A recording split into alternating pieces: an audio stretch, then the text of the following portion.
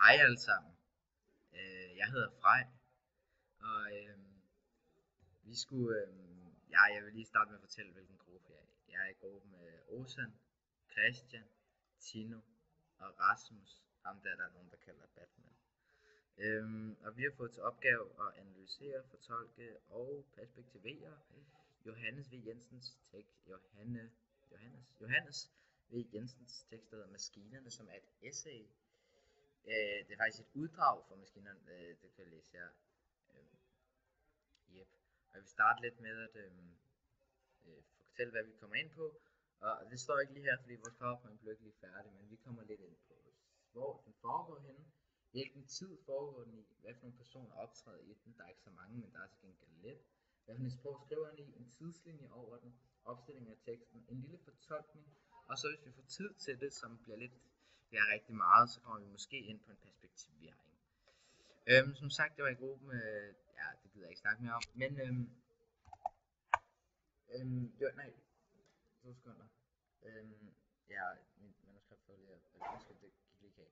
Men Johannes V. Jensen har skrevet den her Maskinerne, som er et essay, og der skriver han lidt omkring sit syn på byen, hvordan det er at gå ned igennem byen og se de rør og ledninger, der hænger ud i gaderne.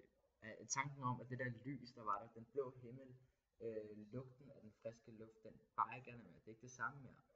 Og tiden, den har ændret sig, og maskinerne, de er der mere og mere og mere. Og det kan man se på alle punkter. Den foregår en storby, formodentlig København, Østerbro, det var der, hvor han var fra, og der, hvor han boede det største del af sit liv. Han er fra Vesthimmerlandet. Han er fra Vesthimmerlandet, men det er ikke så vigtigt. Men han boede på Østerbro en stor del af sit liv, og det er formodentlig der, hvor den er fra. Den er skrevet den foregår der også under industrialiseringen i en tid, der var fra 1870 til 1920. Som sagt, det var der, hvor den blev skrevet i. Den foregår ikke nogen specifikke steder. Man får lidt at vide om et lighus, der kalder La Morouge. En café og et hospital. Det eneste, vi får at vide om caféen, det er, at der er en lille markise over et vindue. Resten må man egentlig selv tænke sig til. Han bruger rigtig mange tillægsord, så man får en rigtig god følelse af, hvordan han ser det, men det kommer vi også ind på lidt senere. Som sagt er den skrevet i en tid, hvor det var starten af midten af industrialiseringen. Der kom mange forskellige maskiner ind i samfundet. Den blev skrevet et år efter dampmaskinen blev introduceret. Det var også en periode, hvor der var stor tilflytning ind til byerne. Byernes befolkningstal det steg markant, og det blev mere attraktivt at bo i byen, da der var flere arbejder, fabrikker åbnede op. Nu vil jeg endelig begynde at vise lidt af teksten, som Julie nok har siddet og skrumpet lidt over. Det har vi ikke nu, men det gør vi nu. Vi kan lige se, og det er flot. Ja, personer i teksten, jeg vil komme ind på de 2 mest relevante, som jeg synes er, eller som vi synes som gruppe er, det er en gammel mand hernede. Hvordan beskriver lidt om det? Det er en gammel mand, der ligger under caféens markise, som caféen vi snakker om lidt før. Han bliver beskrevet på en utrolig dårlig måde. Hans tøj er virkelig slidt. Hans krop er krummet og gammel, og hans syn og hørelse, det er så elendigt, som noget kan være. Men alligevel, så er han da egentlig meget glad for livet. Og det er også lidt det der med, at jamen, det kommer vi ind på i fortolkningen, så jeg vil ikke rigtig tage hul på det nu. Så vil jeg lige kopiere det, så folk kan se, hvad vi snakker om. Vi snakker om det her stykke ved Charles. Så kommer man også ind på et kærestepar, eller jeg vil sige et kærestepar, fordi vi får ikke rigtig mere at vide om det. En dreng og en mand og en kvinde. Der går 2 lykkelige mennesker forbi. Jeg ved ikke, hvorfor vi tænker på en dreng og det. Det kan også godt være 2 piger eller 2 drenge. Det får vi ikke noget. Don't judge. Men de synger en gammeldags sang om sorgen og afmagt. Omnibussen fra forbi gaden med atletiske heste og 6-årige i topfyld. Jamen, det bliver også heller ikke... Altså, de synger en sang, der ikke er særlig lykkelig. Men alligevel er de glade. Og husk det, fordi det kommer vi ind på senere igen. Men sproget, altså hvis vi lige har kastet et lille øje over det her, så skriver han jo utrolig mange tillægsord. Se, finder lige et godt eksempel her. bare med lygtelys stråler ind igennem trækronerne. Han bruger meget billedsprog, han bruger meget tillægsord, for at give os en bedre følelse af, hvor vi er henne, hvordan, altså det er jo en tekst, og de bedste tekster, det er, hvor der er mange tillægsord, synes jeg personligt. Og vi kan virkelig, selvom man danner sig et billede hurtigt ind i hovedet om, hvordan det foregår, hvordan gaderne ser ud, hvor han er på den der café, man kommer ind, der er lukket med kisten ned, men man kan stadig lige se lyset ind igennem. Men man får et rigtig godt billede af, hvordan det foregår. Og så er den også delt op i små vers. Ikke igen. I små vers, I kan se her. Og det er egentlig også for at give teksten en meget god fart, en meget god speed på det. Men der er det samme tema selvfølgelig over dem alle sammen, men stadigvæk, det er ikke helt om det samme. Altså der er et nyt emne hver gang vi skifter her. Så lidt om tidslinjen på den her, som I kan se, jeg har musen her, jeg peger faktisk på skærmen, jeg forstår det ikke helt, når I ikke kan se hvor jeg peger hen, så må jeg bare pege lidt. Teksten er delt op i to sektioner, hvor retorikken er vidt forskellig. Vi starter først, hvor at linjerne er meget lange, man læser langsomt, man får et helt andet indblik på den. Det er virkelig, hvor er vi henne? Så når det bliver beskrevet lidt, så står der, nu maler maskinerne. Jeg bliver nødt til at pege med musen, så jeg kan se, hvad fanden jeg laver. Nu maler maskinerne. Og så går vi i gang. Så er der bare tjep, små sætninger. Stadig mange billedsprog og tillægsord, men det er en anden måde at fortælle og forklare på. Ja.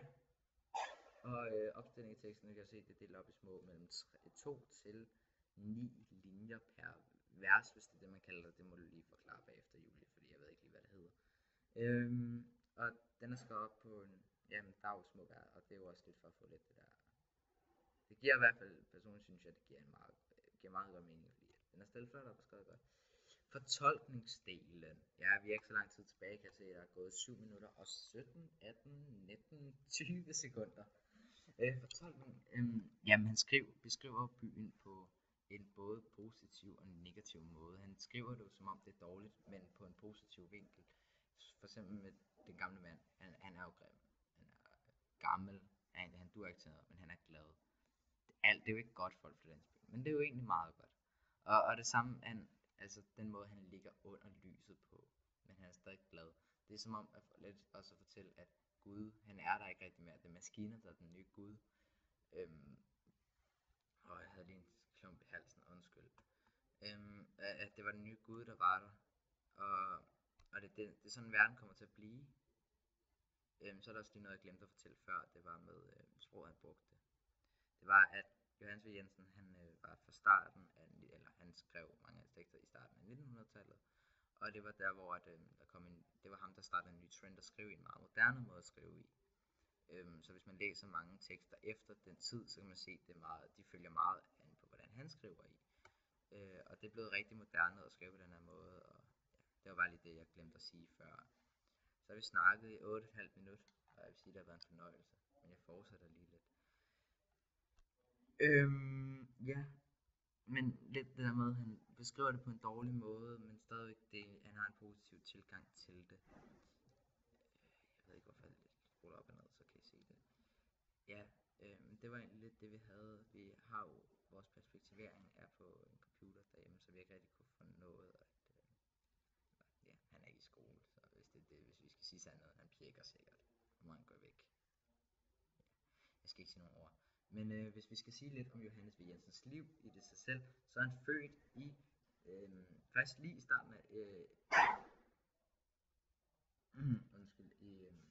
han er født i den 20. januar 1873 og døde 25. november 1950. Han nåede at blive 77 år gammel.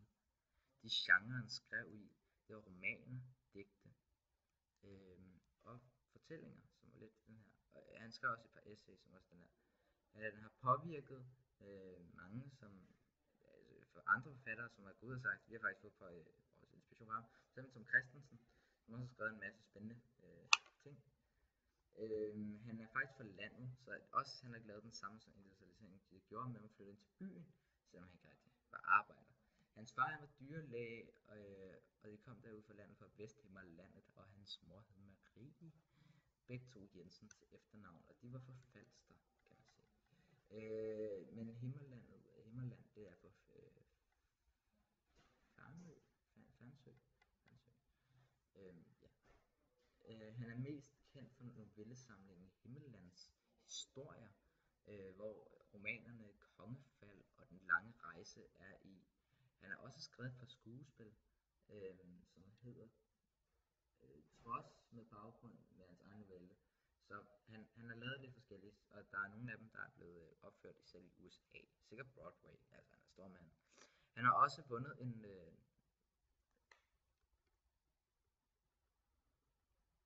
undskyld, mikrofonen faldt lige ud. Det må jeg undskylde. Han har vundet en Nobelpris i litteratur i 1944.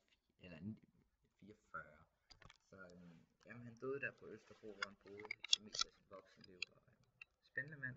Men jeg kan se, at vi ikke rigtig kunne nå perspektiveringen alligevel, som vi lige fandt frem. Så der er gået 11 minutter, og det har været en udsøgt fornøjelse at snakke for jer.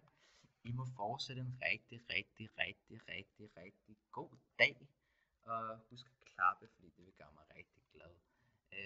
Ha' det godt derude. Vi ses. Og den slukker. Ja, hej.